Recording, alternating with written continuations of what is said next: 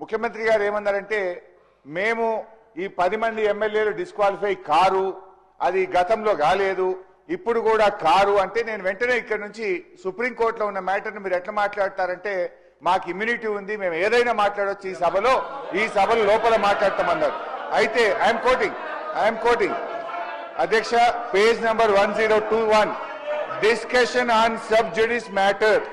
members cannot refer to any matter of fact on which a judicial decision is pending. Ade vidhanga chapter 18, Parliament and Judiciary,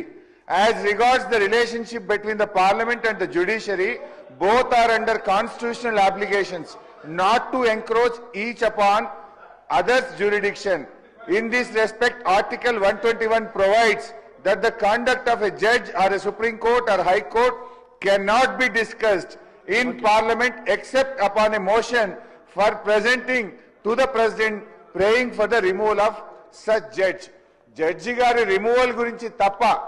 supreme కోర్టులో గాని హైకోర్టులో pending ఉన్నటువంటి విషయాన్ని సభలో మాట్లాడకూడదు అని కౌల్ అండ్ షెక్దర్ లో చాలా స్పష్టంగా చెప్పడం జరిగింది. నేను అందువల్ల మీతో కోరుతున్నా, ముఖ్యమంత్రి గారు ఇవాళ సర్వోన్నత న్యాయస్థానం సుప్రీం కోర్టు యొక్క